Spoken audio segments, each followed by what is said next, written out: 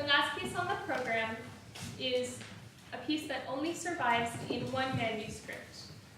The manuscript is now in the Fitzwilliam Museum in Cambridge. Being particularly interested in the role of the triple harp in repertoire of Luigi Rossi, I was intrigued to find that in all of his works, which is over 300, only a single piece, this one, specifically called for harp. The piece is not unknown. The Ensemble Tragicomedia recorded it in 2004, and their handwritten edition of the piece has circulated among early music performers ever since. This sacred chamber piece is for 3 voices, and according to all accessible sources, including the Rossi collected works in Oxford Music, which I think is a copy from Eleanor Kanuri, the piece is for also 3 instruments: violin, harp, and organ. I felt that it was curious, however, that this single piece would be arranged specifically for instruments when no other vocal piece by Luigi Rossi exists with instrumental notation specifically for harp or organ. And only 2 other pieces survive with any instrumentation at all. So out of over 300 pieces, only 3 vocal pieces include instruments in the score. And besides this particular score, Rossi's vocal pieces are almost always notated only with basso continuo. The surviving vocal works that feature violins are his oratorio Giuseppe for 5 voices and 2 violins in basso continuo, and the Serenata or Che Notte Guerrera for 3 voices, 2 violins in basso continuo.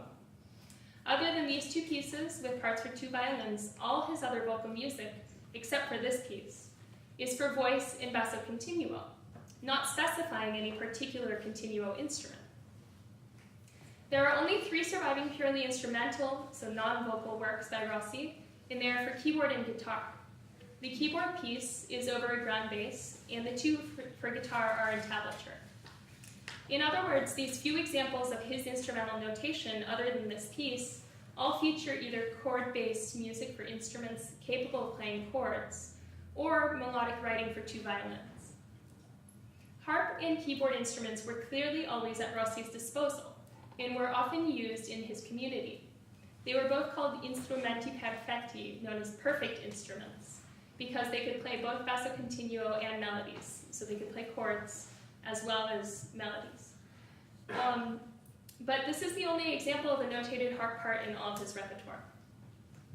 The harp part is not consistent with contemporary scores for harp.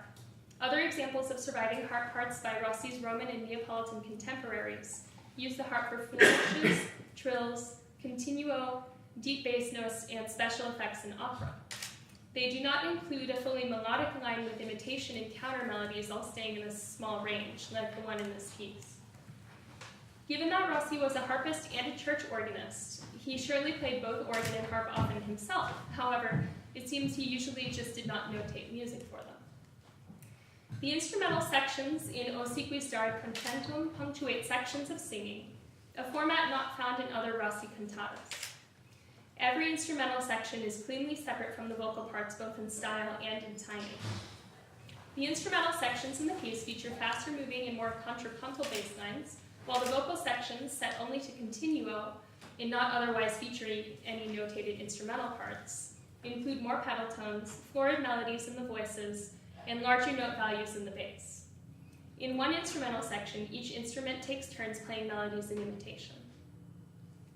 I feel that the instrumental sections in the English manuscript do not conform to the usual conventions of Luigi Rossi's music and style, in which, as Agazzari wrote, a harmonic background is supplied by organ or harpsichord or any other instrument of foundation, including possibly harp, and any number of other instruments may improvise counterpoint and accompaniment.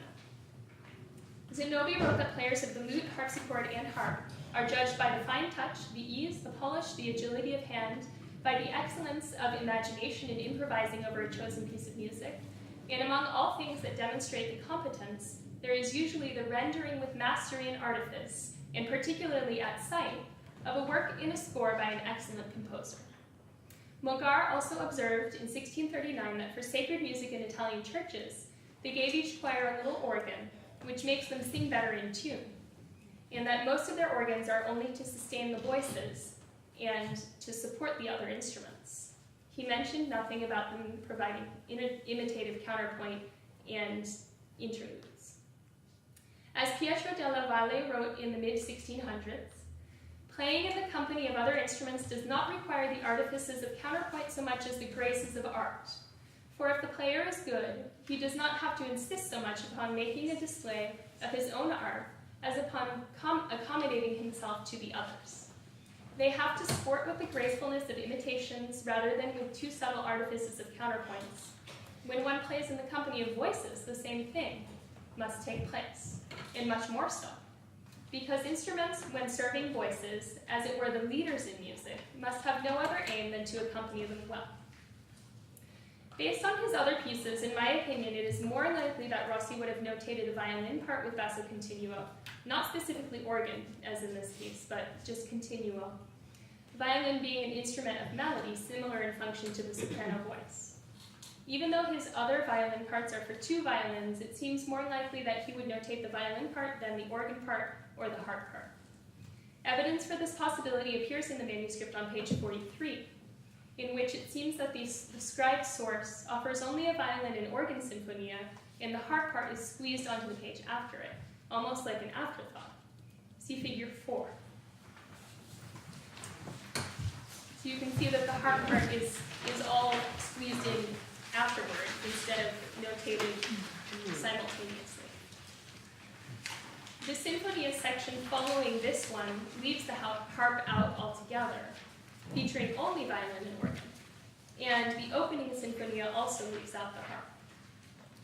It seems unlikely that the score for O Si Qui Sta et Concentum originally featured only the more plausible violin part of continuo, here called organ, especially in sections that feature imitative counterpoint instead of a more traditional bass line. If the piece had been notated without the harp part, there would at one point be 4 measures of nothing for the continuo during a violin solo, which also seems unlikely. See figure 6. So if the harp part were not there, the violin would play by itself for a while. Which is not necessarily wrong, but I don't know. In a score with continuo, it seems like the continuo would be there for support.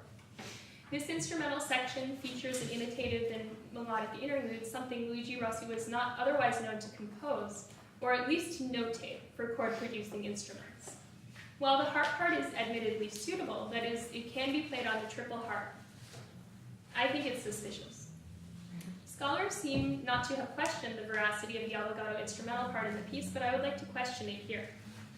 Rossi and his contemporaries, even those known to be harpists such as Orazio dell'Arca, did not notate harp parts in vocal pieces. Donny writes that the composer would usually spare himself the trouble of instrumental pieces written expressly. A simple basso continuo suffices.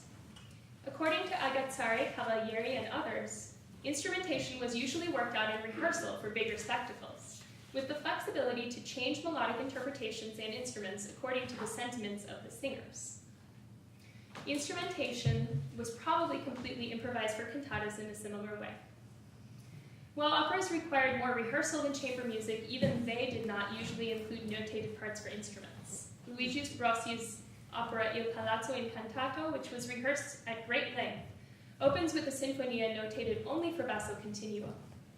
Instruments for operas were often not even named in the score, although they might be listed in a preface to the work. If Rossi never composed any other part specifically for harp, despite that he had virtuoso harpists at his disposal, including his wife, then why would he notate just one piece with an instrumental part for harp?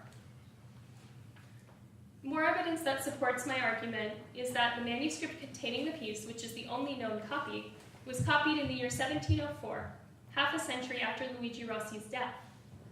The copyist was Humphrey Wanley of England.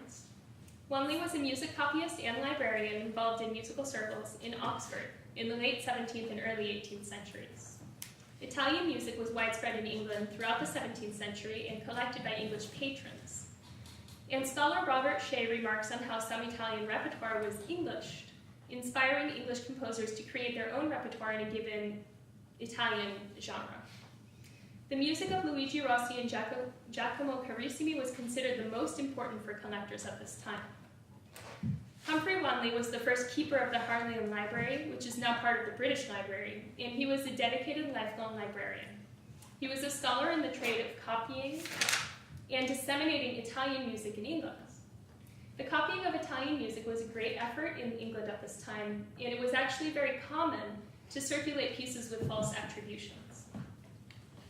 My hypothesis is that while the vocal parts are probably authentic Luigi Rossi compositions, the instrumental parts in O Si Qui Stare Concentum are not, and were probably added after Rossi's death.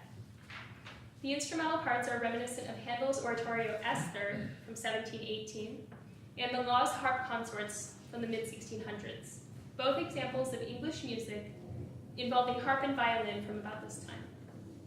In this manuscript, I believe that the English imposed their particular flair on Rossi's music, creating a hybrid score that shows probably how the English might have performed the music from the Roman school, decades after Rossi's death. A Mr. Lewis recorded by James Talbot noted that in England, harps were rarely used in consort, another clue that when they were used, their parts might be notated. It is also possible that the English took inspiration from the Italians themselves, who may have added instrumental sections but did not notate them. As Zenobi describes, when playing the harp with a singer, there is no master so great that he does not merit praise for the ability to play as one requires of a schoolboy, unornamented in right time and neatly while others plays or sings with him. And when the solo part pauses, come to the fore in a gentle manner with something more pleasing than artful to accompany him. That would be perhaps an interlude or a sinfonia. Based on these thoughts, it would be appropriate to add more sinfonia interludes for Rossi pieces between sections, for example, in the ones that we've already performed. But to see what the piece would sound like, I tried creating an edition without the instrumental sections, and I found that it worked well. And that is what we will perform today. I like to imagine that this was the piece Mogari wrote about in the following quotation when he wrote that Leonora Baroni was gracious enough to sing together with her mother and her mother playing on the lyre, her sister the harp, and herself the theorbo. This concert of three fine voices and of three different instruments so ravished my senses that I forgot my mortal state and thought myself among the angels, enjoying the felicity of the blessed.